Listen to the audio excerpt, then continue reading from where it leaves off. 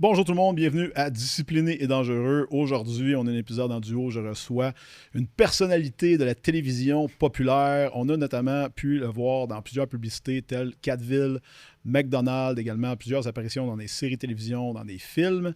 Mais il est également propriétaire d'une barbe fabuleuse. Je vous présente aujourd'hui David Nollet. David a plusieurs cordes à son arc. David, tu as été un athlète accompli dans ta jeunesse. Tu as été impliqué dans le monde des médias très tôt. Tu as des talents d'orateur exceptionnels que tu utilises notamment sur le circuit d'homme fort dans lequel tu compétitionnes encore aujourd'hui comme homme fort professionnel au niveau canadien, ce qui n'est pas un petit fait à l'âge de 42 ans. On s'est connus, David et moi, il y a très longtemps quand on jouait au basketball, oui, du haut de mes 5 et 8, 3 quarts quand j'avais 15-16 ans. On s'est connus là, mais David a eu, au cours de son parcours, tu as eu des épreuves avec un mot qui commence en C qui a apparu à répétition dans ta vie, puis c'est un topic sur lequel on se rejoint, toi et moi, le cancer. Lorsque c'est arrivé dans ta vie, je sais que ça n'a pas été par choix, comment tu as dû dealer avec ça quand ça s'est présenté sous forme d'un cadeau mal emballé duquel tu as retiré beaucoup d'apprentissage? Est-ce que tu peux nous en parler un petit peu aujourd'hui?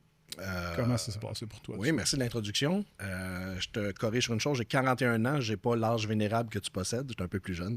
Le cancer s'est présenté à moi pour la première fois dans ma vie par mon grand-père. J'avais 18 ans, le cancer est venu cogner à la porte et j'ai appris c'était quoi avoir la peine de perdre quelqu'un en étant préparé à perdre quelqu'un. Quelqu'un meurt d'un accident, c'est une chose. Mais quelqu'un meurt du cancer, tu as le temps de voir qu'il va s'en aller. Mais ces gens-là, quand j'étais plus jeune, à 18, 17, 16, 15, tu vois des gens, des grands-parents, tu sais qu'ils vont te quitter un jour, mais tu n'es jamais prêt à ça. Par la suite, ça a été ma mère. J'ai reçu la nouvelle que ma mère avait le cancer. Elle avait 57 ans. Puis ça a été un plus grand choc. Parce que ma mère était éternelle pour moi. Ma mère, une petite madame, toute gentille, toute douce, fait pas mal à personne. Réservée. Une maman de nounoune, tu sais, des années 80, qui était une mère sympathique, que tu pouvais dire, regarde, maman, un envolé de castor à l'extérieur, puis elle était comme, ah oui, ou ça. Ma mère, je me battais au hockey, je me battais à la crosse, puis ma mère, elle disait, ah, David est fatigué, t'es allé s'asseoir au banc pour relaxer un 5-10 minutes. Tu sais, elle voyait tout beau, j'étais gentil, j'étais un bon enfant. Mais ma mère a eu une nouvelle du cancer, puis j'ai appris à travers elle, à travers sa souffrance qu'elle a eue, beaucoup de résilience. Qu'elle acceptait. Elle a tout préparé ses funérailles, elle a tout préparé. Fait que je voyais avec elle un accompagnement de elle va me quitter et elle l'accepte. Elle n'a pas de peine. Fait que quelques années après, la beauté de la chose, c'est que ma mère est décédée. Puis je dis la beauté de la chose, c'est que ma mère est décédée. C'est que j'ai pas eu à lui dire quelques années plus tard, c'est-à-dire 2 ans plus tard, que c'était à mon tour d'avoir le cancer. Parce que probablement que le pire téléphone que tu peux recevoir dans la vie, c'est ton enfant qui t'appelle pour te dire maman, j'ai le cancer. Tu veux pas entendre ça, tu veux pas entendre ça. Fait que j'étais content à ce moment-là de dire ma mère est morte, j'ai pas besoin d'y annoncer ça. Mais j'arrivais avec un bagage d'une résilience incroyable de faire comme je vais faire face à la situation. Puis dans ma tête, moi, j'étais athlète professionnel. Fait que quand le cancer s'est présenté, j'étais en forme, je suis un homme fort, je suis l'homme le plus fort du Canada à ce moment-là, niveau amateur. Il n'y a rien qui va m'empêcher, voyons donc. Fait que je me rappelle très bien d'être assis avec l'oncologue, puis lui dire c'est le fun, tout ça, vos histoires de chimio, puis de peut-être amputation, puis ça. Mais moi, j'ai le championnat du monde. Je suis qualifié pour les Arnold Classic. Je m'en vais représenter le Canada comme l'homme le plus fort amateur du Canada sur la scène mondiale. C'est la porte ouverte pour la suite de mon rêve de devenir l'homme le plus fort du monde. Rêve utopique, mais je l'avais à ce moment-là, pareil. Fait que je dis, là, c'est bien le fun, c'est intéressant. On passe un peu de temps à l'hôpital, mais au mois de mars, moi, je m'en vais là. Puis il s'est assis, il m'a regardé, puis il a fait. Puis je me rappelle, j'étais avec ma conjointe de l'époque, mon ex-femme. Puis il m'a dit, c'est intéressant, là. J'avais 30 ans. Il dit, mais on va commencer par essayer de se rendre à 31. Oh. Ça veut dire, j'avais 30 ans au mois de décembre, ma fête était au mois de juillet, puis on me donnait, sans me le dire de façon précise, qu'il me restait pas nécessairement toutes les chances possibles de me rendre au mois de juillet. Là, tu sais, la fameuse publicité qu'on reçoit un coup dans le visage, puis on recule, on recule. Là, j'ai fait, pardon, OK, ça se peut qu'on passe pas à travers. Puis à partir de ce moment-là, mon mindset a changé de, ben, je vais mourir, puis c'est correct. Je vais l'accepter, mais je vais y faire face. la tête relevée, un peu comme une chanson des Cowboys fringants. Comme ta mère t'avait montré aussi. Comme ma mère m'avait montré exactement, de ne pas se plaindre, de ne pas chialer, puis que oui, c'est dur. Probablement avec les traitements de chimio, j'ai eu 21 traitements de chimiothérapie hyper agressifs, parce que je ne savais pas quoi faire avec moi. J'étais un gars de 300 livres, mais normalement, assis sur une chaise en traitement de chimio, je m'en excuse de mon expression, mais c'est des gros tas de marde à 300 livres. Je parle pas des gens qui sont assis en chimio, qui sont des grosses personnes, mais je parle des gens de 300 livres. Il n'y a pas grand monde avec du muscle, un peu trop comme moi, puis qui sont assis là en train d'être en traitement de chimiothérapie. Le cancer épargne personne. C'est juste que le pourcentage de la population qui me ressemble est plus faible un peu. Fait qu'ils ont fait des essais sur moi. Des essais faisaient que j'avais 5 jours de traitement, 8 heures par jour, en ligne pendant une semaine. L'autre semaine d'après, on faisait un petit break, j'avais juste 1 heure de traitement. Mais 1 heure hyper agressive, que là, c'était un test pour essayer. Chimio par intervalle, genre. Oui, exactement. Puis l'espèce de chimio de 1 heure était tellement puissante et c'était vraiment, on va tester jusqu'où on peut se rendre. Parce que la chimio, dans le fond, c'est faite pour tuer tout et idéalement pas toi. Les gens meurent souvent dans leur traitement de chimiothérapie. On avait, nous autres, là-bas, la façon que c'est fait, les petits traitements de chimiothérapie, tu es assis sur ton divan en cuir. Pour ceux qui ont vu le film 50-50, 50-50, très, très, très, très bon film qui relate exactement ce qui se passe dans la tête des gens en cancer. Ben, tu es en rond, puis il y a des gens qui viennent, puis tu te crées des amis qui perdent leurs cheveux, qui perdent leurs sourcils, qui perdent leurs cils, qui perdent leurs poils, puis parfois qui perdent la vie. Fait qu'il arrive un matin, puis on fait comme exemple Alexandre. Alexandre n'est pas venu aujourd'hui, puis t'en as un autre à côté qui dit « Ouais, Alexandre est parti en vacances. Ben, on verra pas Alexandre. Ça s'est terminé pour lui. La course est arrivée. Moi, j'étais chanceux. On me donnait pas grand chance. Mais à cette journée-là de traitement, qui était 1 heure, était tellement intensif que je finissais par être hospitalisé par la suite. Puis je me rappelle très bien d'une fois où j'étais assis, puis mon ex-épouse me massait les mains pour me détendre, pour me relaxer, tu sais. J'étais assis, puis j'avais fait beaucoup trop de température, puis je ne voulais jamais aller à l'hôpital. Mais j'ai fait comme, OK, pour te faire plaisir, je vais y aller. Parce que le fun, quand tu as le cancer, tu arrives à l'urgence, tout le temps s'arrête autour. C'est toi l'important, on prend soin de toi, tu passes rapide, fast-forward, tu es la personne la plus importante sur la Terre. Fait qu'ils m'ont reçu, ils ont pris soin de moi. Puis à un moment donné, je me rappelle très bien, l'infirmière est venue regarder mes signes vitaux. Puis elle me dit, Monsieur Nollet, est-ce que ça va bien? Je dis, oui. Est-ce que vous vous sentez mal, quelque chose? Ah, je suis très détendu. C'est parce que vous êtes vraiment trop beau au niveau de votre rythme cardiaque. On est en train de vous perdre. Fait que présentement, ce qu'on va faire, c'est vous stimuler parce qu'on est en train de vous perdre. Je suis comme, non, mais c'est parce que, non, faites pas ça. Ma femme m'a massé les mains. Puis moi, ça me détend. Et j'ai compris à ce moment-là que j'étais en train de mourir. Puis j'ai fait, c'est ça, mourir? Je m'en fous. Sauf, j'ai regardé le visage de ma femme à ce moment-là, mon ex-femme, puis j'ai fait, OK, je peux pas mourir. Moi, je m'en fous. Mais je déteste, la chose que je déteste le plus dans la vie, c'est faire de la peine aux gens autour de moi. Et elle, je la voyais avoir de la peine. Fait que c'était pas de moi de partir, la peur de mourir, la peur de partir, qui venait de se dissiper complètement parce que ça a l'air beau et doux. Il y en a que c'est plus tragique, bien entendu, mais dans mon cas, c'était beau et doux. Alors, je l'ai regardé, puis j'ai fait comme, merde, je suis en train de se faire de la peine présentement. Et je pensais à tous mes amis alentour. J'avais une de mes amies qui était super proche à ce moment-là, puis on s'écrivait, puis elle me donnait des conseils, c'était une infirmière, puis elle avait de la peine aussi. Ma soeur avait de la peine, mon père avait de la peine. Fait que j'étais en train de faire de la peine à tout le monde. J'ai fait, ben, je peux pas mourir. Ben, j'ai pas le goût de faire cette peine-là, qui est une chose que je déteste le plus. Je sais pas si j'ai bien répondu à ta première question, Ouais, mais je très pense bien, pas si pire. très bien. Dans ce moment-là, tu avais 31 ans, c'est exact? Oui, exact. Puis dans ton cas, je pense que tu l'as pas nommé tout à l'heure, toi, c'était un cancer. Cancer testiculaire. Mon cancer est un cancer de grade 4. Au début, quand on m'a opéré, situation tout à fait qui est allée très rapidement parce que 1 an avant, j'avais mon testicule gauche qui était la grosseur de mon poing. J'ai quand même un bon point, puis j'exagérais pas un à côté de l'autre. Puis je me suis dit, tu sais, je jouais à la lacrosse. Boxe lacrosse, c'est un sport quand même robuste. On savait des coups, des balles qui rebondissaient. Je me dis, juste on marche une balle. Bon, je suis pas aperçu, c'est enflé, c'est pas grave. Un gars stupide qui a mal à quelque part, qui a un bobo, un souci, il va pas voir le médecin parce que c'est un imbécile. Fait que s'il y a quelqu'un aujourd'hui qui entend qu'il y a quelque chose d'irrégulier dans cette zone-là, va voir ton médecin, c'est hyper important. Les femmes sont beaucoup plus géniales que nous là-dessus. Il y a une ouverture à parler de leur bobo. Les hommes qui sont beaucoup trop, que ce soit un bobo ici ou un bobo ici ou peu importe, il faut être capable d'en parler, il faut être capable de s'ouvrir, d'être capable de jaser. T'sais. Je l'ai pas fait. Puis est arrivé le cancer de ma mère à travers ça. Et sur le lit de mort de ma mère, la meilleure amie de la belle-fille de ma mère, okay? Ma mère s'était remariée, sa meilleure amie était venue soutenir ma demi-sœur, si on peut appeler ça comme ça, était médecin. Okay. Puis elle arrivait dans la région, puis elle dit « Oui, je prends des nouveaux patients comme médecin de famille. » Fait que je fais, ben, je vais aller te voir, mais j'ai pas vraiment rien qui m'arrive, moi, dans ma vie. Ce soir, je vais être plate, mais je vais aller te rencontrer. J'ai promis à ma mère que j'allais la rencontrer. OK. Fait que ma mère est décédée. Quelques mois plus tard, je suis allé la voir pour faire juste un check-up. Que toi, t'as dit, j'ai pas le choix de te rencontrer si je vais ouvrir ton dossier. Je la rencontre, fais le tour du dossier. On finit l'examen général. Tout semble beau, correct, effectivement. Parle, Georges. Elle dit, y a-tu autre chose? Ben, couple de mois, là, le testicule avait bien enflé, puis je n'étais pas à l'aise. Puis ça reste. J'étais pas tant à l'aise. C'était une femme, j'étais habitué de me mettre tout nu avec plein de gars dans des sports, on s'entend, on est à l'aise avec ça. Mais là, c'était une jeune docteure, puis bon, OK, mais on va regarder. On regarde le testicule, elle m'envoie passer un écho. Elle dit, c'est juste pour te rassurer, au final, c'est probablement rien. Tu as probablement une torsion testiculaire qui s'est résorbée rapidement. OK. Est-ce qu'il y avait désenflé à ce moment-là? Il y avait désenflé. OK. Désenflé, mais était très dur. Tu vois une bonne différence, là. Très bonne différence avec l'autre à côté. Fait que je me rends très bien, puis je me rappelle très bien. La journée, c'était un vendredi 13 novembre. Je vais passer mon échographie. Je me rends, le personnel infirmier était en grève à ce moment-là. Puis je passe à travers, puis je suis comme, lâchez pas, klaxon. Ma soeur est infirmière, ma meilleure amie Josée à ce moment-là est infirmière. Je suis bien plein de support là-dessus, je suis de bonne humeur, j'arrive là. Journée pluvieuse malgré tout, un peu plate. Je rentre, puis tu sais, toutes les fameuses petites jaquettes bleues, hein? Bien sûr. Ben, les plus grandes sont prises par toutes les madames qui s'en viennent passer pour le bonheur de savoir qu'ils vont avoir un enfant, que c'est un beau moment. Puis moi, le gros monsieur qui arrive, qui fait comme, ben, il en reste plus de grande. Fait que j'en ai une plus petite qui ferme pas. Puis je trouve ça donc drôle, puis je fais des blagues. Parce que t'es fait salaire dans un hôpital. j'ai fait salaire dans un hôpital, puis j'étais un imbécile. Fait que je rends ça léger, puis j'étais un peu inconfortable de la situation en me disant, je m'en vais juste faire une routine. C'est un moment perdu, j'ai hâte de retourner à la job, puis c'est correct. Puis comme de raison, je suis chez sa table, on me passe l'écho. L'infirmière me passe l'écho, la technicienne, puis je suis comme, puis il se passe-tu quelque chose?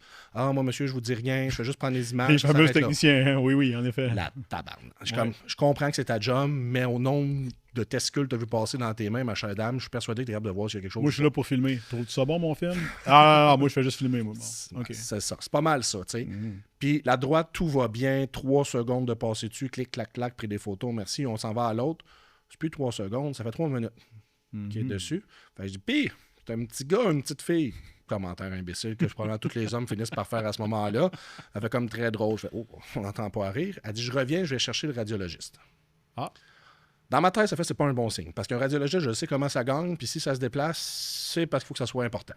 Définitivement.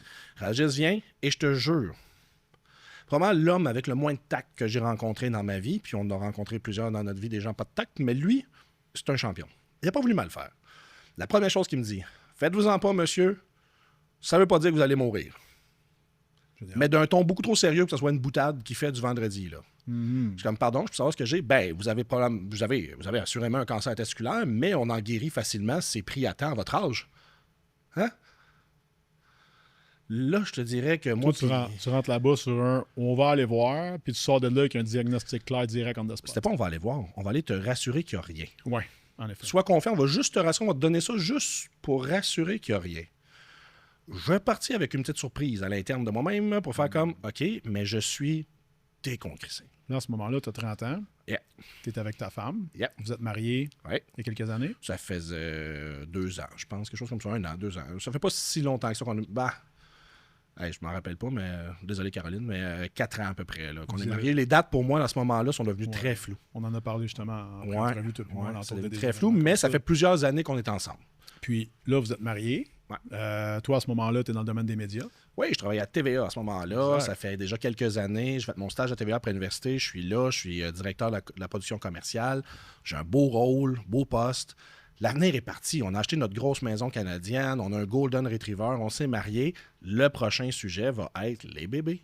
Puis j'en veux des enfants. Puis j'ai hâte d'avoir des enfants. Puis Caroline, à ce moment-là, était étudiante en communication et elle avait terminé. Elle n'aimait pas nécessairement le rôle des communications. Elle voulait un petit peu plus avoir le sentiment d'aide. Elle est allée faire une maîtrise en orthophonie. Fait qu'elle était présentement à ce moment-là à sa maîtrise en orthophonie, ce qui a fait retarder le projet bébé. Donc, rien arrive pour rien dans la vie.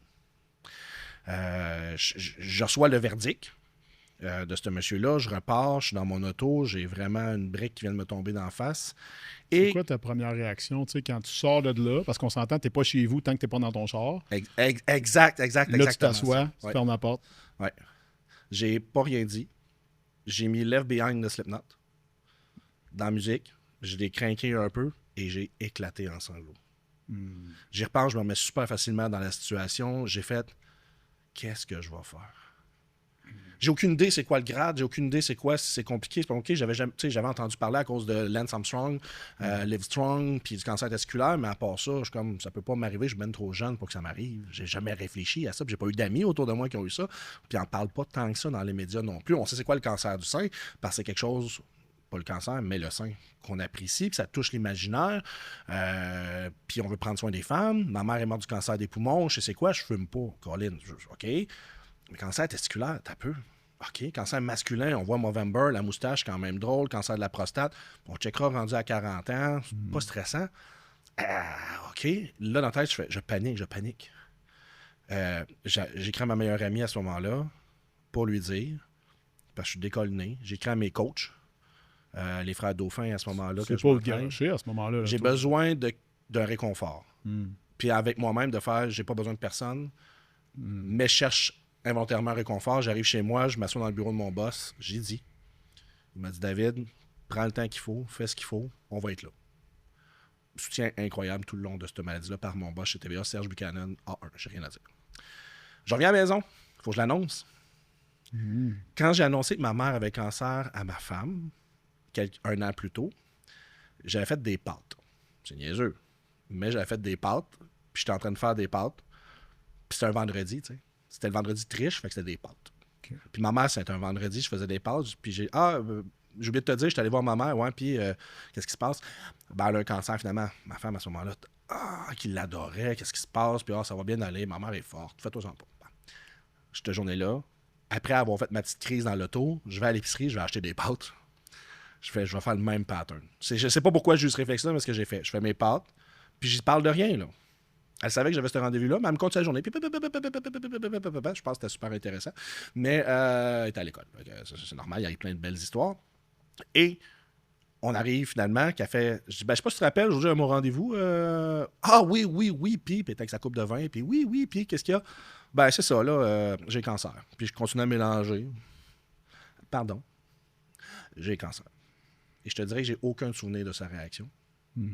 J'ai aucun souvenir de la suite. Tout ce que je me rappelle après, c'est quand on m'a annoncé j'ai cancer testiculaire, mais je me suis présenté, les choses ont été hyper rapidement. J'ai eu une ablation testiculaire et on s'est rendu compte que ma testicule était nécrosée. Ça faisait trop longtemps, le cancer a fait sa job à 100%. J'ai un cancer ultra performant de champion quand même à l'intérieur. On lui donne médaille d'or du cancer, il a fait sa job. Le problème, cancer testiculaire, vertigineux. Son but, attaquer les organes qui se retrouvent au nord. Tout ce qu'il y a sur son passage. Il y en a pas mal aussi. Hein? Oui, quelques-uns. Pour les amateurs d'anatomie, je veux dire, pour vous donner une petite idée, on parle de la région du pénis et on monte. Alors, il y a beaucoup de stock. Il y a du chemin. Puis, il semble ambitieux. Donc, on me dit, on n'a pas le choix, on va aller faire un traitement de chimio. On va planifier ça sur 21 traitements de chimio, etc. Parce que, selon ce qu'ils ont comme résultat, puis les autres tests que j'ai passés, j'essaie d'aller en fast-forward un peu, j'ai des masses cancéreuses sous tous les organes qui se retrouvent sous le diaphragme. OK. Encore à ce jour, excuse-moi le micro, encore à ce jour, j'ai des masses cancéreuses sous le diaphragme. Qui sont dormantes. Sont là, sont pas dormantes, sont en évolution. C'est pour ça que ça fait 10 ans que j'ai eu le cancer et je suis encore cancéreux, si je peux dire. On m'a dit que cette année, si tous mes résultats étaient beaux, on allait me laisser tranquille au niveau des tests, des suivis. Très bonne nouvelle pour ça. Si, j'ai une bonne nouvelle pour ça, mais tu vois, je repousse. J'ai pas le goût d'avoir la mauvaise nouvelle et je retourne pas en chimio. C'est sûr et certain. C'est quelque chose qui m'a failli me tuer, finalement, au final, oui. Mais qui fait que je suis quand même assis ici en train de raconter mon histoire et d'en faire quelque chose de bien dans ma vie. Le cancer a changé tellement de choses dans ma vie, de ma vie personnelle, relationnelle, sportive, ma façon de voir les choses, ma façon d'agir, ma façon d'être un être humain, que j'en suis quasiment reconnaissant. T'sais. Ça m'a pas enlevé grand-chose. Ça m'a enlevé une testicule. Aujourd'hui, ma femme est devenue mon ex-femme. Elle a 2 enfants, magnifiques. Elle est mariée, elle est heureuse. J'ai rencontré des personnes merveilleuses sur mon passage qui m'ont fait grandir à leur façon, à travers les épreuves. Puis ça m'a fait vivre la vie de façon différente puis de profiter de chaque moment. Fait que je peux juste être content de tout ça. Là, au final, ça a été difficile, ça n'a pas été évident. J'ai pensé mourir plusieurs fois, mais j'étais prêt à ça, sauf pour faire la peine aux gens autour de moi. C'est ce qui me tentait vraiment pas. On le voit, David, aujourd'hui, tu es un gars qui a énormément d'empathie. Tu es un orateur hors pair. Puis tu as un parcours qui est quand même particulier. T'sais, toi et moi, on s'est connus il y a très, très, très longtemps. On jouait au basketball l'un contre l'autre. Ouais. Puis je me rappelle de cette anecdote-là où j'ai fait de l'athlétisme moi, pendant comme 3 mois au secondaire. Comme la majorité des sports que je faisais à ce moment-là, j'étais pas très bon, mais j'étais là. Puis en arrivant en autobus, on croise quelqu'un qui fait de la marche. Puis là, c'était la marche. Puis là, les gens marchent à la traque, mais vite. OK? Puis là, je vois David qui est en train de spinner. Fait que là, je cogne dans la ville. Nolin. Parce que moi, je trouvais ça donc drôle que le gars qui est en shape, qui joue au basket, qui se débrouille très bien. Je me dis, Gelé qui est en train de faire de la marche. Mais tu sais, cette journée-là, t'es parti de là avec plusieurs médailles en entour du cou, dont la marche rapide. Absolument. Et moi, aucune. Puis encore aujourd'hui, je pense souvent à ça parce que je me dis, ce gars-là osait penser en dehors de la boîte à l'époque. Et aujourd'hui, on sait que ça a été de même toute ta vie. Puis tu as un parcours athlétique qui a été, écoute, tu as touché à tout. Puis j'aimerais ça que tu nous passes un peu au travers de tout ça, parce qu'après ça, oui, on a travaillé ensemble et tout le reste. Mais écoute, de ta jeunesse, toi, à la base, le sport, il est arrivé pas nécessairement comme un... T'étais pas un naturel. Pas en tout. J'étais pas. C'est exactement je pense que c'est le bon terme. J'étais pas un naturel. Il y a beaucoup de petits garçons qui commencent à jouer au hockey, au soccer, des choses comme ça. On vient d'Amour ici aussi, guys, en passant. Fait que si tu joues pas au hockey, t'es une marde. Exactement. J'ai pas les amis. Moi, mon père déménageait beaucoup pour son emploi. Je viens d'une petite famille quand même modeste du coin de Shawinigan. Puis moi, je suis né à Saint-Jérôme. Ma soeur est née à Sept-Îles, elle est plus vieille que moi de 3 ans. Puis mon père a changé beaucoup d'endroits. Ma mère ne travaillait pas, elle s'occupait à la maison. Et mon père était directeur de Banque nationale. Fait qu'il changeait souvent d'endroit pour des postes de plus en plus gros, de mieux en mieux. Puis je ne sais pas trop son parcours s'est rendu où, mais moi, en tant que tel, je ne pouvais pas être inscrit à un sport parce que je restais pas assez longtemps nécessairement pour me développer dans le sport, etc. Puis j'avais pas l'intérêt non plus particulièrement. Quand j'étais petit... mon film préféré dans la vie, c'est Harry Potter. Puis ça n'a pas l'air, là, mais c'est mon film préféré parce que je m'identifie au petit gars qui avait un talent, mais qui ne le savait pas. Excuse-moi, c'est parce que j'ai ri, parce que ma fille a triple là-dessus ben raide, je n'en ai regardé aucun. Et on est allé au Portugal cette année, on est allé visiter où J.K. Rowling a tout écrit ses livres. Oui. Et c'est pareil. Fait que, courte parenthèse. Écoute, j'adore ta fille, puis je te suggère fortement de t'ouvrir à la magie de ce monde-là. J'investirai un petit 20 heures là-dessus. Là. Tu vois, on se comprend, David, tu sais, t'es un jeune qui déménage tout le temps. Ouais. Change d'école. Yes. Change de milieu. Change d'amis. Absolument. Constamment. Les amis, c'est éphémère pour moi à ce moment-là. Mm-hmm. Jusqu'à temps que je déménage à Saint-Paulin. Yes. Saint-Paulin, petite municipalité aujourd'hui, d'après moi, il doit rester 1200 personnes. C'est connu pour le baluchon. Ça diminue chaque année. Oui, effectivement, parce que les gens meurent. C'est pour ça. Mais il n'y a pas grand monde qui déménage à Saint-Paulin, disons. Fait à ce moment-là, grand terrain. Puis le plus beau cadeau de fête que j'ai eu, c'était un panier de basket. Je n'avais pas joué au basket, mais au moins j'allais dehors jouer parce que moi, je faisais du dessin, de la lecture. Mon meilleur ami, c'était mon chat. Salut Abeille, qui est en haut, qui nous regarde. C'est mon meilleur ami, puis j'avais pas tant d'amis à ce moment-là. C'est mon primaire, j'étais en 2e année.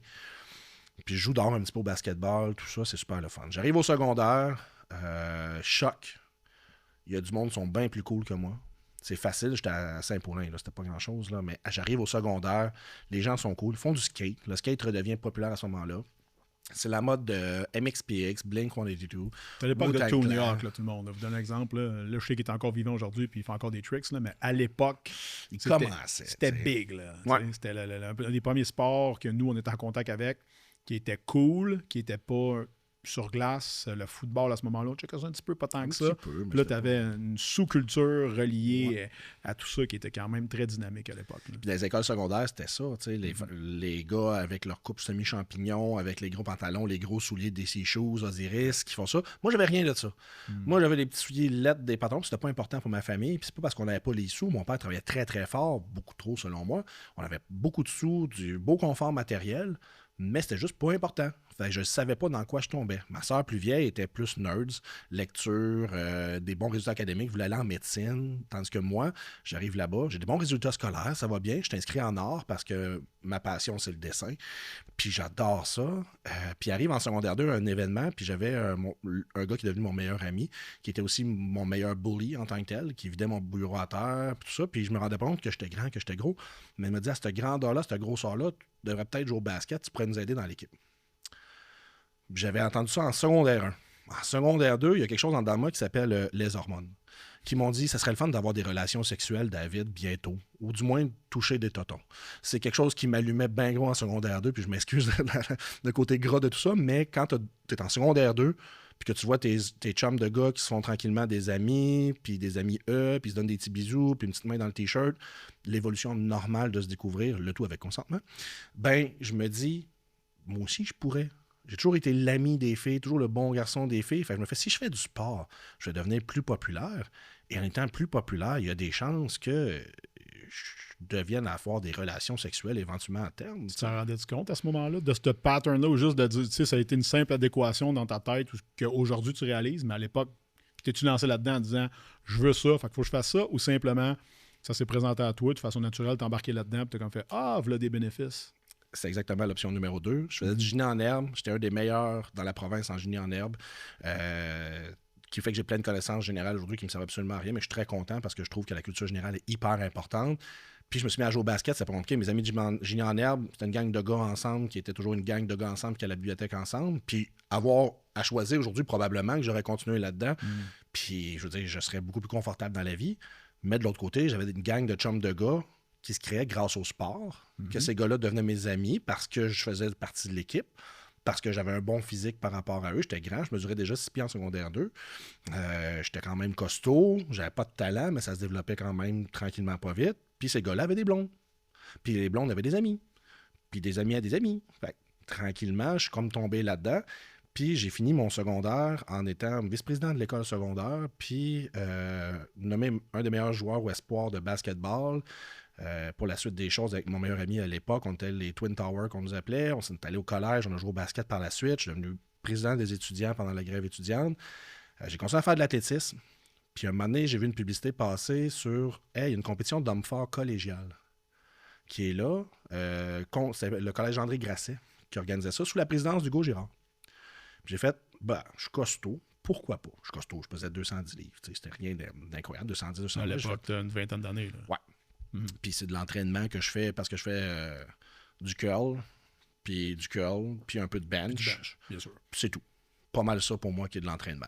Puis je me suis bien débrouillé là-bas. J'avais fini 3e à cette compétition-là. J'avais adoré ça. Puis tranquillement, ça a juste disparu dans ma vie. En finissant mon collège, on m'a approché le soir à un bar parce que j'étais rendu portier. Là où on s'est rencontrés les deux. Puis on m'a demandé, t'aimerais-tu ça venir jouer au hockey? Jouer au hockey, j'ai jamais joué au hockey de ma vie, contrairement à tout. C'est sûr que tu as joué mineur. Non, j'ai jamais joué au hockey, je sais pas vraiment patiner. C'est pas grave, ce serait juste pour te battre.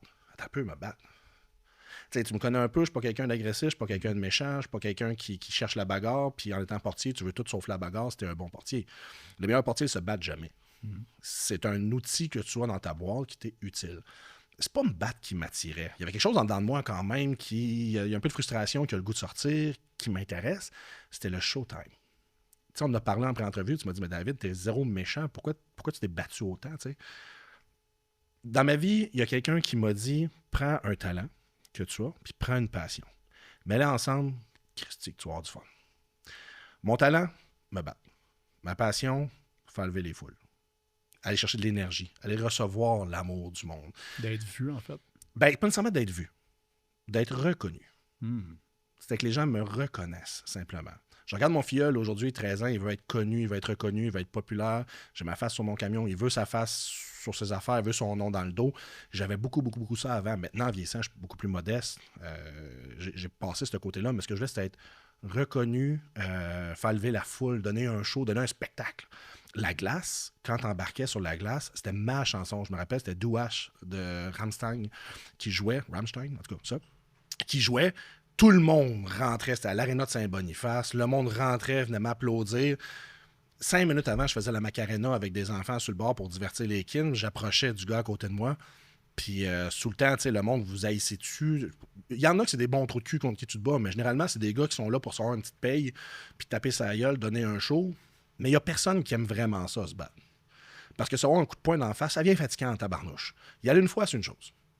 À chaque semaine, 2 fois par semaine ou 4 fois par semaine, parce qu'il peut y avoir 2 combats par partie, faut qu'il y ait quelque chose qui passe. Tu ne peux pas aimer ça nécessairement. Mais moi, l'énergie que j'allais chercher avec la foule, l'espèce de...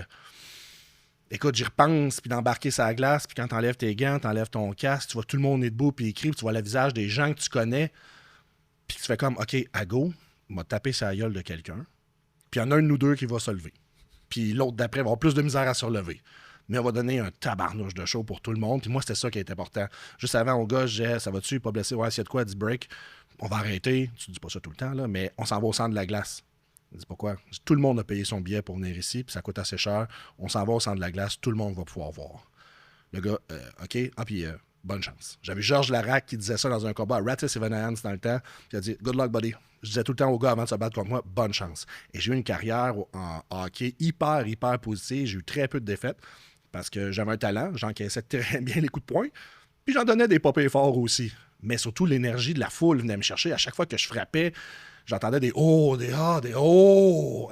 Ça, en dedans, là, l'espèce de petit thrill. Ben, ça m'a nourri pendant longtemps, puis j'étais un peu comme une danseur nue, dans le fond. J'étais à l'université et je payais mes études avec mon corps. Au lieu d'enlever ton linge, tu enlever ton casque et tes gants. Exactement. J'utilisais mon son tien, hein? Ben, écoute, si j'enlevais mon linge, j'étais pas nécessairement très sexy. Fait que j'ai essayé... Trouve autre chose. J'essayais de trouver autre chose, de très payant. Ça payait mes études universitaires en communication à l'université, où j'ai encore une fois mis une passion et un talent mis ensemble pour avoir un métier par la suite des choses. Fait que je détonnais dans le personnage d'université, là. C'était-tu calculé à ce moment-là pour toi? De dire, je fais ça pour ça? Tu sais, ça me permet ça, tu sais. J'ai du fun, je gagne ma vie, ça paye mes études, tu sais. J'ai embarqué dans le ride. J'avais vraiment aucune planification. J'ai vraiment fait à ce moment-là, je m'en allais au RMC College, Royal Military College, pour devenir garde du corps. C'est ce que je voulais faire dans la vie. J'étais portier, j'aimais ça, j'aimais la sécurité, j'aimais que les gens soient en sécurité, j'aimais le contrôle qu'on pouvait avoir sur une ambiance, une attitude, quand un DJ venait pas tout scraper. Mais j'ai des souvenirs. Mais voilà. La sécurité demandée sur la piste de danse. Encore. Merci. Bref. Cheers à François. Cheers à François, oui, TNT. Des belles années. Mais bref, tout ça pour dire que ma vie était dans ma tête tracée vers ça. Est arrivée la grève étudiante. Les fameux, le printemps érable, les carrés rouges. Dans le temps du ministre Fournier, Jean Charest, j'étais président d'étudiants au collège. Toutes ces années, j'ai jamais dit si j'étais pour ou contre la grève étudiante, mais j'étais président. J'avais pas besoin de donner mon opinion. Tout ce que j'avais besoin, c'était... J'aimais le pouvoir politique. Vous voulez être en grève? Vous voulez qu'on se batte pour les frais de scolarité, qui, je repense, étaient minimes et sont encore minimes au collégial, on s'entend, là. En effet, mais il faut pas faire une grève pour de quoi? Il fallait faire une grève pour de quoi? Fait que je trouvais ça beau d'être capable de réunir des gens, d'être capable de les voir se lever pour un projet commun, alors qu'on était décrit comme tu sais, nos parents ont fait la grève, les gens se sont levés par le passé, les femmes se sont levées par le passé, peu importe. Ben nous, on allait vivre ce moment-là, qui est un moment d'anthologie, selon moi. Puis j'ai adoré. Le collège Shawinigan a été le collège le plus longtemps en grève. Le deuxième, c'est le collège du Vieux-Montréal.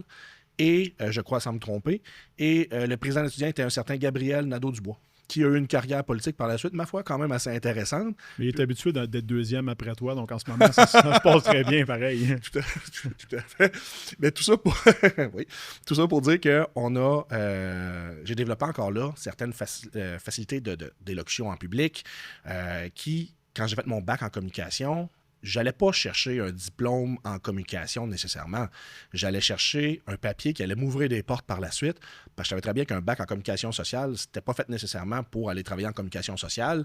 Si t'es chanceux, tu peux travailler chez Brick comme top vendeur, mais aussi, si tu te développes à la maîtrise, tu peux, oui, étendre tes connaissances, puis aller travailler vraiment de façon plus précise. J'ai des amis qui ont des excellentes carrières, puis des amis, j'en ai un en Allemagne qui travaille pour une grande firme, j'en ai une qui est haute dirigeante à la Sûreté du Québec. Tu sais, ça ouvre des portes parce que tu as un papier entre les mains. Et moi, ce que j'ai fait, j'ai une grande gueule, j'ai ce talent-là, parfait, je vais aller ouvrir des portes, puis on va faire la suite. Et là, j'ai atterri à TVA.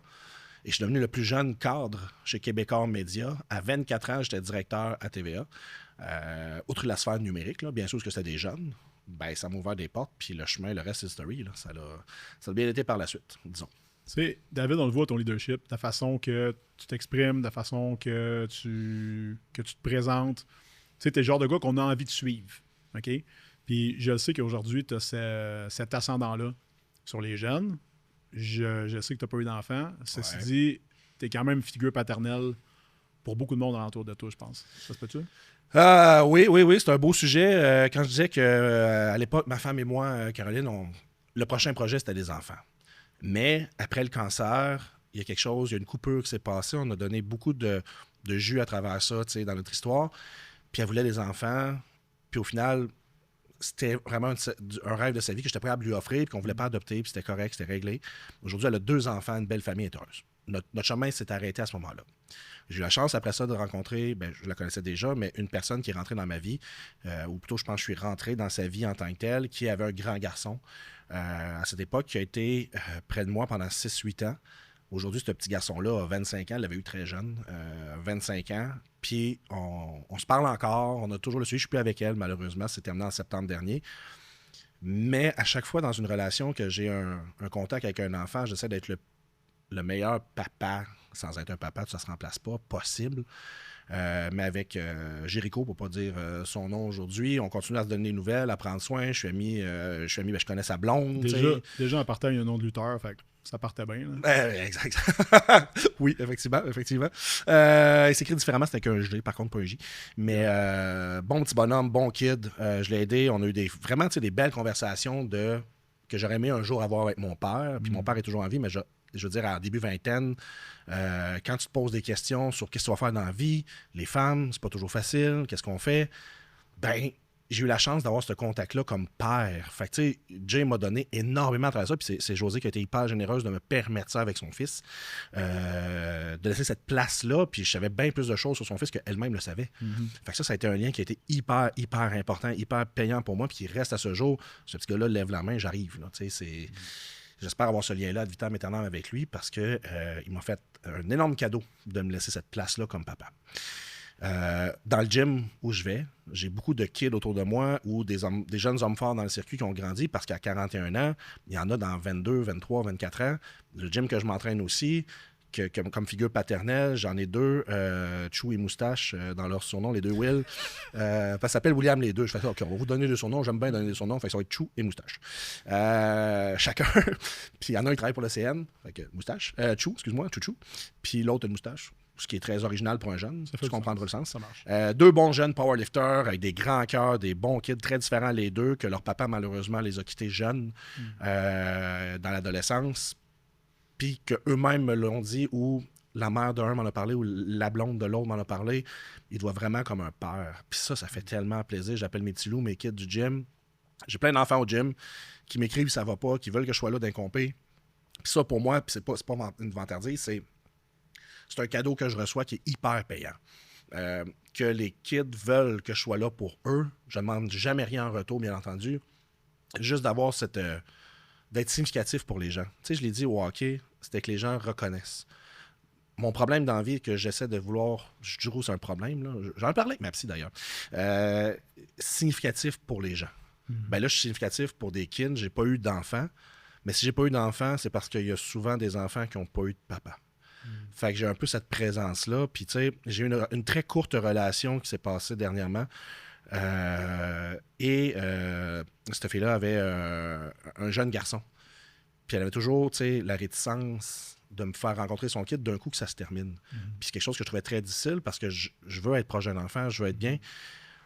Puis je disais comme, ben oui, mais moi, dans mes critères que je voulais, après que ça se terminait avec Josée, la maman de Jéricho, en septembre, je disais comme, je veux quelqu'un qui a un enfant, je veux quelqu'un qui, tu sais, plein de petits trucs qu'on se dit dans notre tête qu'on veut, qui arrivent plus ou moins. Mais finalement, j'étais content. Puis, à terme, elle m'a fait réaliser que, David, t'es peut-être trop égoïste pour être en couple avec quelqu'un. Puis c'était pas négatif. C'est vrai parce que l'entraînement, le travail, mon travail est hyper important pour moi de m'accomplir à travers mon travail. Je suis avec une belle gang chez 1200 degrés. Puis je veux me développer à travers ça. Puis j'avais tendance à avoir la tête un peu partout, mais c'est quelque chose de hyper important pour moi. L'entraînement, je ne suis pas prêt à accrocher encore mes shorts d'entraînement parce que le sport d'homme fort me donne tellement, c'est tellement payant pour moi malgré les bobos. Ben, c'est vrai que j'avais pas tant de temps pour ce que je voulais être comme figure paternelle. Tu sais, le soir d'être présent au baseball, la fin de semaine, à gauche, à droite, j'ai des filleuls. Mon filleul, il joue au hockey, je vais le voir. Mes 2 autres filleuls jouent au basketball, je vais être là aussi. Tu sais, fait elle m'a quand même offert de hey, David, tu sais, réalise que tu es peut-être un peu trop égoïste, même si ça a l'air péjoratif, mais je l'en remercie. Tu sais, c'est une super bonne personne, mais probablement que je n'étais pas la bonne personne pour l'accompagner dans sa vie au moment où était elle et son garçon. Fait que ça m'a fait réaliser qu'aujourd'hui, c'est peut-être mieux d'avoir quelqu'un dans ma vie qui n'a pas d'enfant. Puis la route a fait en sorte que j'ai rencontré quelqu'un qui n'avait pas d'enfant, puis qui a une business, qui est son bébé à elle, qui la tient très occupée. ben, ça fait en sorte qu'au fil du temps, je me rends compte, hey, c'est peut-être ça finalement, qui est le bon chemin pour moi. Comment je peux accompagner? Fait que j'ai mes enfants du gym, j'ai mes filleuls qui peuvent toujours me texter, m'appeler s'il y a quoi que ce soit. Tu sais, quand on dit dis-les pas à personne, ben, on établit avec eux que c'est correct, tu as le droit de le dire avec David. Le personne, David n'existe pas. Tu peux le dire à David, il va le garder pour lui. Puis ça, c'était super important pour moi. Fait que j'ai cette chance d'avoir un côté paternel avec beaucoup de kids, sans moi-même avoir d'enfants, mais ça remplit mon cœur déjà de façon énorme. Moi, pas mal ça. Parce qu'on voit que t'es un gars crismentier, tu sais, puis t'as ça, heart on your sleeve, là. Ouais. Tu sais, t'as le cœur gros comme la terre, puis ça a tout le temps été. Ces kids-là t'ont choisi, en passant. On choisit pas notre père biologique, mais on peut choisir nos amis, on peut choisir nos mentors plus tard dans la vie. Je pense que c'est une belle preuve de confiance qu'ils ont envers toi, d'aller là avec toi, d'être capable d'y aller encore et encore. C'est quelque chose qui se renouvelle, puis la confiance s'est prêtée. Hein. Ça peut se perdre exact. comme ça.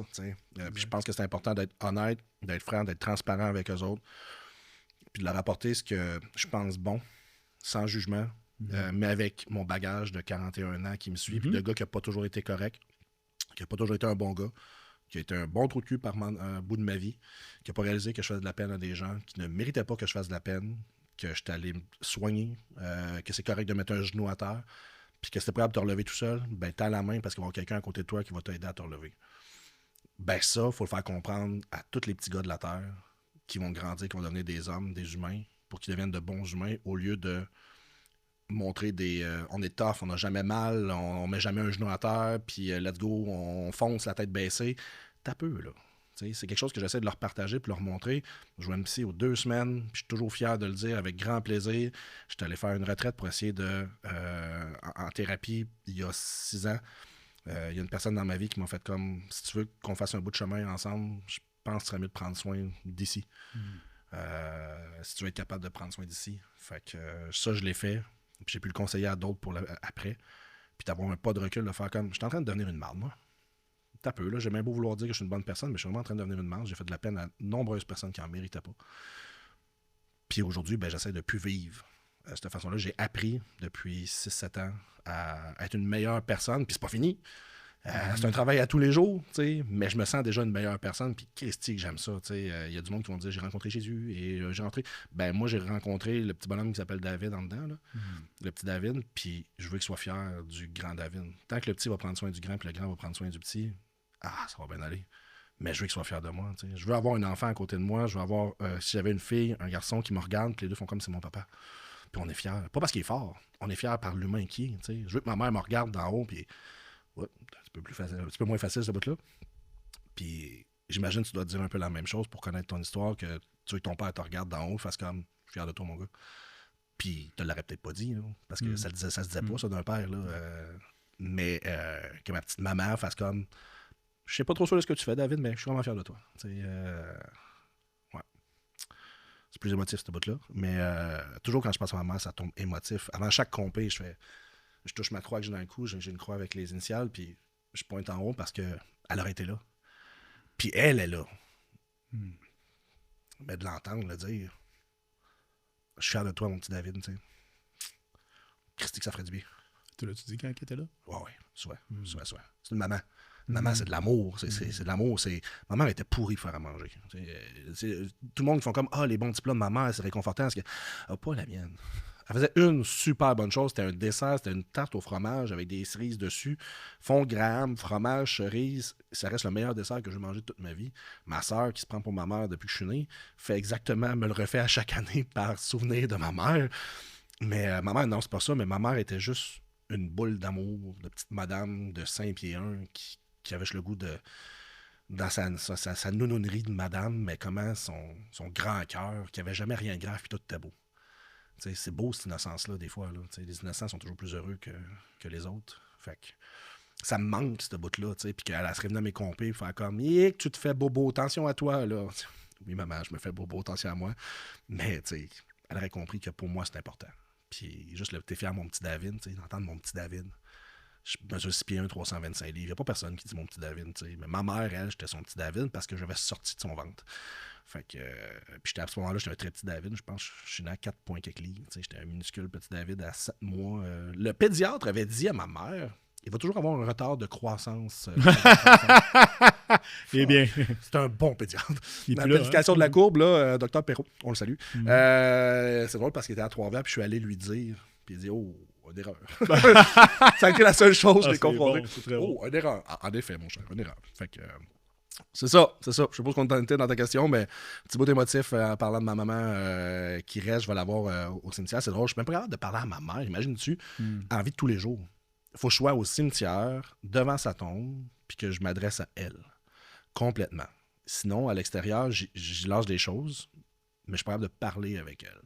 En tout cas, c'était ma réflexion sur le côté ésotérique. Tu sais, des fois, quand tu perds un parent proche, des fois, moi, avec le temps, c'est quelque chose qui m'est arrivé, on a peur d'oublier. Ouais. Je me rappelle quand mon père est décédé, là, pendant plusieurs... Et même encore aujourd'hui, là, c'est beaucoup moins présent.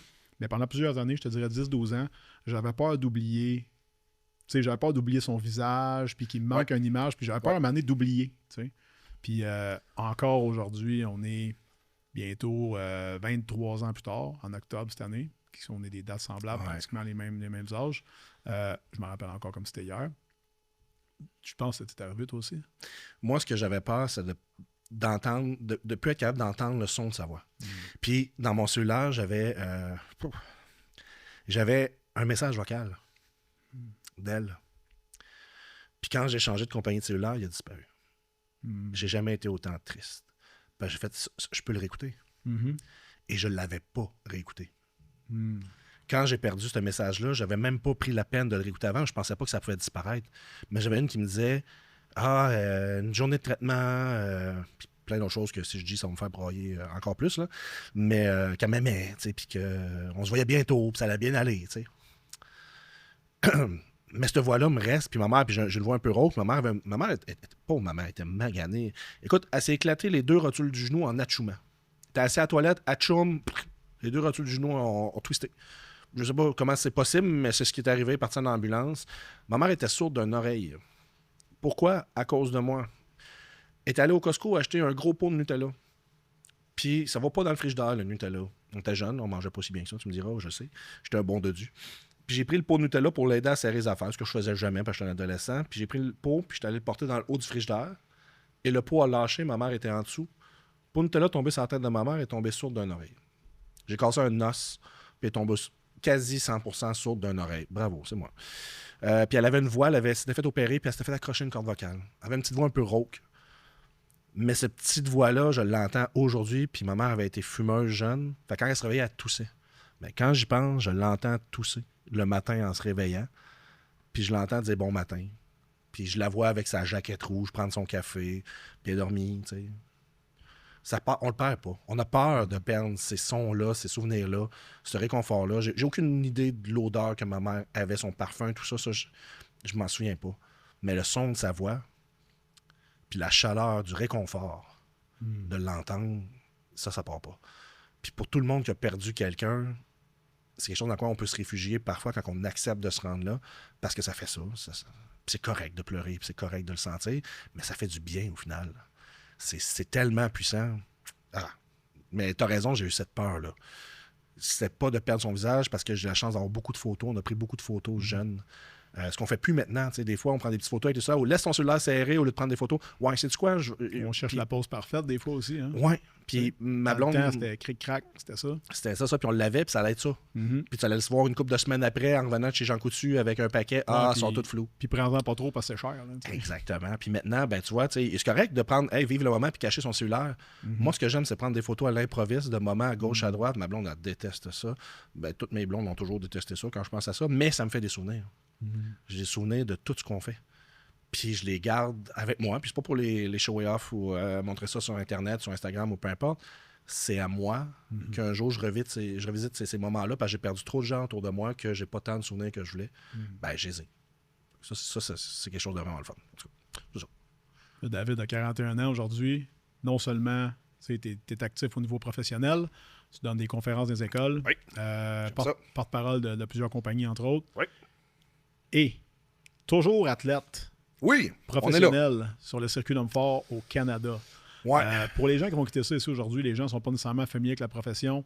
Le monde pense encore, on a connu Hugo Girard au Québec, fait qu'on se souvient de lui. Par contre, on a une énorme pépinière d'hommes forts au Québec et au Canada. Incroyable. Entre autres, on s'entend par capita. On est probablement serré avec l'Islande, là, eux autres, parce que là, ils sont à peu près 8. Là. C'est juste, c'est 8 gars, il y en a 6 qui sont pros. C'est ça. Mais comment tu as fait ton chemin là-dedans, dans ce monde-là? Tu as touché à ça quand tu étais au collège, je m'en souviens tantôt. Ouais. Puis là, éventuellement, de fil en aiguille, ben, tu as gravé les échelons parce qu'on s'entend, à 41 ans, homme fort pro, il n'y en a pas des centaines. Là. Non, mais tu as raison, au Canada, on produit des hommes forts de talent. C'est grâce à un homme, c'est Jean-François Caron, qui est l'homme le plus titré dans l'histoire du Canada au niveau des hommes forts, qui a battu Hugo, Hugo a super bien réussi. On va clarifier, mettons, le sujet Hugo Girard, parce que hier, j'étais à un événement à Rosemère, puis encore les gens m'abordaient comme « Hey, tu me fais penser à Hugo Girard, tu ressembles à Hugo Girard. » Oui. Super le fun. Hugo a eu une carrière notable. Il n'a jamais été l'homme le plus fort du monde. Il a gagné une compétition internationale, mais jamais été l'homme le plus fort du monde, ce qui est totalement faux. Mais il a réussi, par contre, quelque chose de très bien, sa carrière après les hommes forts. Au niveau du personnage médiatique, au niveau du personnage populaire, il a réussi ces belles choses-là, mais dans le monde des hommes forts, on n'entend plus parler entre nous, à part félicitations pour ce que tu as fait, merci, bonsoir. Ça, on tasse ça. Jean-François Caron a créé le circuit homme fort avec Mike Sanders. Mike Sanders en premier, homme fort vénérable, qui a été l'homme le plus fort master au monde. Et Jean-François Caron a repris le circuit par la suite. Et c'est le circuit homme fort au Canada est le circuit le plus dur au monde. Parce que les compétitions sont d'un niveau intense, parce que Jean-François veut que ce soit son image. Il fait un retour d'ailleurs à la compétition dimanche dans notre circuit. Mais si on remonte à moi-même, d'où c'est parti tout ça, pour répondre à ta question, ça a commencé avec toi. Ça a commencé avec toi quand je t'ai écrit pour... on était dormant ensemble, etc. Je savais que tu étais un spécialiste dans ton domaine de l'entraînement, naturopathe. J'avais besoin de conseils parce que j'avais une photo de moi. J'étais avec ma femme à l'époque, ma filleule sur mes genoux, c'est il y a 12 ans à peu près, pas mal 12 ans. Et j'étais un gros ton de marde. Je pesais 305 livres. J'étais pas dégueulasse, mais j'aimais pas ce que je voyais. J'avais un t-shirt marqué Running Socks de Nike. Ben, ça m'a fait allumer, je voyais la photo. Ma femme était merveilleuse, beau sourire, ma filleule toute potelée. Puis j'ai fait, si un jour je veux jouer avec mes enfants à quatre pattes, il faut que je fasse quelque chose. Il faut que je change ça. J'étais allé voir la meilleure personne que je connaissais, avec qui j'avais confiance, toi. Tu m'as fait un programme alimentaire plate, mais plate à ce moment-là. Mais je t'ai dit, moi le suivre comme un bébé chat va suivre sa maman. Donne-moi ce qu'il faut, puis j'ai pas besoin de diversité, je vais t'écouter. Tu l'as fait, tu m'as donné un programme d'entraînement avec des intervalles.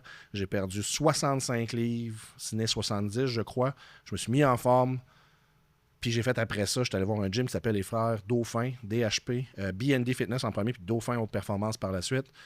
Et j'ai dit, les gars, je viens m'entraîner, je voudrais être beau tout nu. J'ai perdu du poids, j'ai réussi, je voudrais être beau tout nu. Ils ont ri. Puis ils avaient dit, t'es sérieux? Oui. OK, ben on va essayer de donner quelque chose. Pendant 2 semaines, ils m'ont entraîné pour être beau tout nu. En voyant les résultats plutôt mitigés, puis en voyant mon potentiel, ils ont dit, t'tenterais pas d'être fort à la place d'être beau? Je te laisse deviner ce que j'ai choisi, parce que je suis pas plus beau, mais je suis crissement plus fort, par exemple. Fait avec eux, j'ai commencé le monde des hommes forts tranquillement, pas vite. Compétition amateur, les premières, puis je me démarquais quand même. J'ai réussi à faire quelque chose de bien avec un talent que j'étais insoupçonné, d'où mon retour avec Harry Potter. J'étais un magicien de la force, puis je ne savais même pas à ce moment-là. Je suis content que tu fasses une référence dans ta tête, en faisant comme, d'accord. Voilà. J'ai rencontré beaucoup de petits malfois, pour ceux qui aiment Harry Potter, qui, eux, malheureusement, ont essayé de me mettre des bâtons dans les roues. Mais à travers le temps, j'ai trouvé une culture qui était incroyablement intéressante de l'entraînement, puis c'est devenu ma passion. C'est devenu le centre de ma vie. Je suis devenu champion canadien amateur en 2015, l'homme le plus fort du Canada au niveau amateur en 2015, juste avant d'avoir la nouvelle du cancer. Une fois que ça a passé, ben, à vrai dire, j'ai fait mes traitements de chimio. Et j'ai fini mes traitements de chimio en avril, mes 21 traitements de chimio en avril. Et au mois de mai, à la fin mai, je retournais sur le circuit compétitionné à ma première année. Et à ce moment-là, j'ai manqué aucune compétition depuis 10 ans. Aucune. Blessure, pas blessure, pour moi, j'avais le privilège. J'avais l'honneur d'avoir la chance de me présenter où je paye pas, je suis payé pour compétitionner. Et des gens payent pour venir m'applaudir, pour voir ce que quelqu'un de normal fait dans son sous-sol, dans son garage ou au gym. Ben, je vais vous donner un show. À ce moment-là, ma vision a changé. Il y a des choses que je devais mettre de côté. Il y a des choses que je devais plus aller au maximum de ce que j'aurais probablement fait par le passé. Mais j'ai fait, je vais donner un tabarnouche de show à ces gens-là, donner un bisou à une grand-maman, être invité à Noël chez un autre, m'a faire rire le monde, puis j'ai compris avec le temps que je n'allais pas être sur la première place de la plus haute marge du podium. J'ai adoré être champion canadien. Mais j'ai compris que pour 1001 raisons, même si je me donne à 100%, puis je vais tout donner mon cœur, j'ai pas ce que les autres ont peut-être pour se rendre sur la place numéro du podium, mais sais-tu quoi? On est 13 compétiteurs à travers la compétition, il faut qu'il y ait un qui finisse premier puis un qui finisse 13e. Puis j'ai pas souvent fini 13e. Je pense que dans ma carrière, c'est arrivé 3 fois. En 10 ans que j'ai fini dernier. Parce que je donne foutrement tout ce que j'ai, tout le cœur que j'ai. Et les gens, à la fin, ils se rappellent pas toujours qui a gagné, mais la personne qui les a fait sourire, qui ont eu du plaisir, ben, c'est avec eux autres que je prends des photos à la fin, puis j'ai eu du fun. C'est ça qui est payant pour moi, en bout de ligne. Je me débrouille. J'ai des super belles choses. J'ai accompli des super belles choses dans le monde des hommes forts. J'ai 41 ans. Je suis vieux. J'ai plus de biceps. J'ai plus d'avant-bras. Je me suis blessé le quad. Je me suis déchiré le quad il y a 1 mois. Je continue de compétitionner. Mais j'ai du fun. J'ai du fun. Ce que je vois en compé, quand ils présentent, quand ils disent ton nom. Puis, je suis allé au Official Strongman Games, c'est-à-dire les Jeux olympiques des hommes forts l'an passé. C'était ma première participation. Malheureusement, je suis tombé d'un pas ma dernière épreuve. Sinon, je finissais le top 10, les finales. Le podium était devant moi. J'ai adoré ce que j'ai senti. J'ai adoré représenter mon pays. Je veux ça encore cette année. Fait que l'objectif est là, le 20 au 22 novembre. C'est au Texas. J'ai assez hâte d'être là. Il faut que je me qualifie, mais je travaille pour ça. Fait que le strongman, faut que tu sois un peu psychopathe. Faut t'aimer avoir mal, parce qu'à tous les matins que tu vas te lever, tu vas avoir mal pour le reste de ta vie. Puis quand t'as pas mal, t'es comme, je suis mort. Qu'est-ce qui se passe, tu sais? C'est difficile de mettre mes bas le matin. C'est difficile, parfois, juste sortir d'un auto, whatever, tu sais. Je suis gros, je prends de la place, j'ai chaud, je mange beaucoup, je fais pas le party, je sors pas, je bois peu. J'adore les cigares, j'essaie d'en fumer le moins possible. Mes amis, j'ai perdu à travers les années parce qu'on n'a pas le même mode de vie. Il y a immensément de gars que j'ai rencontrés avec moi en compétition qui étaient meilleurs que moi, mais qui n'ont pas perduré parce que la pression est tellement grande. Le rythme de compétition est intense, le rythme d'entraînement. Compétitionner, c'est le fun. Tu es devant le monde t'applaudit, ils crient, les madames flashent leur boule. Non, ça, c'était dans ma tête. Mais, en tout cas, dans ma tête. Mais les gens ont du fun. Les enfants te regardent comme si c'était un super-héros parce que c'est capable de lever une voiture. Oh my God, ça, c'est tellement payant. Mais quand tu es tout seul le matin chez vous, il n'y a pas personne qui t'applaudit parce que tu viens de te lever, mais c'est ça la chose la plus dure. Quand tu viens de finir ton assiette parce que c'est de l'overfeed, tu sais totalement c'est quoi. Il n'y a pas personne qui va t'applaudir pour ça. Quand tu vas faire tes 10 reps à 400 livres au squat, que c'est un poids de bébé chat, ben personne ne va t'applaudir non plus. Puis il n'y a pas personne qui va faire un fist comme « good job », à part ceux qui connaissent ça. Fait que c'est le bout de tout ce que tu es dans l'ombre à te préparer qui est difficile pour aller chercher tellement peu de lumière. Mais cette lumière-là est tellement forte puis tellement payante en dedans de toi que tu veux pas qu'elle s'éteigne. À 41 ans, ça fait peut-être 3 ou 4 ans que je dis que je vais prendre ma retraite, puis c'est ma dernière année. Cette année, j'ai plus le goût de le dire. Parce que j'arrive pas. Je suis Dominique Michel Calvar, je reviens à chaque année. Là. Dans le temps du bye-bye, pour les plus jeunes, ça, c'est une très grande comédienne humoriste qui appelons-la la Alex Ovechkin de l'humour. Bah, exactement, on dit comme ça. Puis, je le dis plus parce que j'ai tellement de plaisir à le faire, c'est tellement payant pour moi que je vais en profiter tant que mon corps va suivre. Puis j'ai retrouvé un plaisir. Mon ex-conjointe faisait le même sport, fait toujours le même sport que moi. C'est une femme forte professionnelle, elle aussi, de son côté, qui est excellente sur la scène internationale. Puis on était les deux ensemble, on avait le même mode de vie, puis ça allait super bien, tu sais. Malheureusement, elle a décidé que ça se terminait notre aventure ensemble. Alors, j'étais exclu de l'aventure dans la maison de l'amour. Puis, je me suis retrouvé à faire comme « Oh, je veux-tu vraiment continuer? Je veux-tu vraiment faire ça? » Aujourd'hui, on est amis, on s'entend bien. Est-ce que c'était notre vibe à nous deux ou j'ai envie de faire ça tout seul? Il faut se poser la question. Puis je me suis rendu compte que je faisais ça un peu pour, pas l'impressionner, mais aller chercher un « Je suis fier de toi, bravo, etc. » Puis avec le pas de recul, je me rends compte que « Hey, tu peux le faire pour toi. » Fais-les dons pour toi. Pourquoi tu as commencé à faire ça déjà? Le petit gros là, qui flattait son chat, qui faisait des dessins au fusain, là, ben, il est-tu fier de ce que tu es devenu aujourd'hui? Il aime-tu ça? Fait à chaque fois que j'embarque sur le film maintenant, quand j'embarque et qu'ils disent de Trois-Rivières, mesurant 6 pieds 1, 325 livres, un directeur marketing ressources humaines, David Nollet, ben, il y a un petit gars à côté de moi qui est un peu essoufflé puis qui suit, puis qui arrive à côté de moi dans ma tête, puis qui fait comme Hey, on est encore là. Je suis fier de toi, man. Amuse-toi pour nous deux. Enlève la chaîne puis amuse-toi. Va au maximum de chaque épreuve, donne tout ce que tu as à chaque épreuve, puis regarde dans la foule après chaque épreuve. Après chaque épreuve, même si ça n'a pas bien été, je me retourne, je regarde, puis il y a du monde qui sourit, puis il y a du monde qui sont contents, puis qui applaudit. merci. Ça, c'est ma paye à moi. Je suis content d'avoir un chèque à la fin, puis je suis bien content d'acheter un. Mais ça, c'est ma paye à moi que je vais chercher là-dedans, puis j'ai pas le goût de quitter ça. J'aime trop ça. Je sais que je suis vieux, puis je sais que les jeunes sont plus forts que moi. Ça va être difficile de prendre ma retraite. Il va falloir, mais j'animerai. Je ferai autre chose. Je resterai proche de ce sport-là parce que je ne vais pas aller à la pêche puis me mettre à boire le vendredi soir puis faire ce que des gars normaux font en bout de ligne. Ça me tente pas. Puis je ferai pas de la lutte, même si on m'en parle beaucoup. Ça me fait pas bien le lycra. Bon, voilà. Il y a toujours une question, David, que j'aime poser à chaque podcast que je fais avec chacun de mes invités, à chaque fois. Puis c'est la chose suivante. C'est David, aujourd'hui, on est en 2025. Yeah. Tu es né en 1984.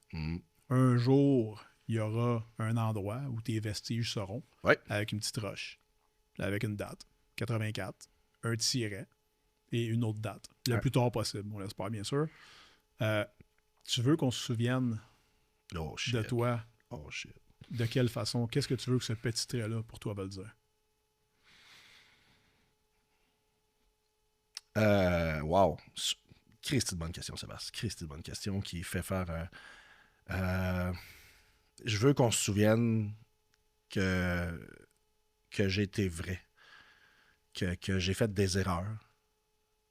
Je crois que je me suis excusé de toutes les erreurs que j'ai faites dans ma vie aux personnes qui devaient recevoir des excuses, que ce soit par écrit, qui l'ont reçu, pas reçu, mais j'ai pris ce temps-là. Mais j'étais quelqu'un de vrai, comme je dis, qui a commis des excuses, mais qui aura été authentique jusqu'à la fin. C'est quelque chose qui est important pour moi. Que j'ai pas honte de me regarder dans le miroir, puis que j'ai essayé d'être la personne la plus généreuse pour les gens autour de moi. Tu sais, on pense toujours, puis c'est pas tout le monde qui pense à ça, moi je pense à ça, mais quand on est à l'église, puis on est mort, il y a une chanson, puis on choisit les chansons, etc.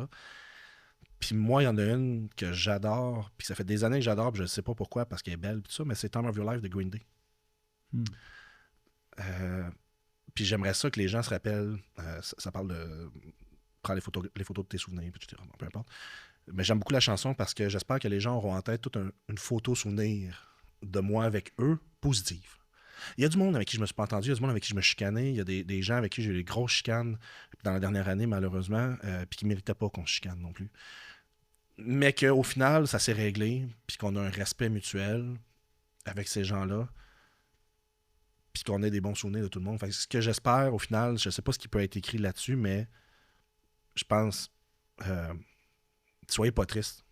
J'espère que vous avez un bon souvenir de moi. Puis je vais laisser le meilleur de moi-même. T'sais.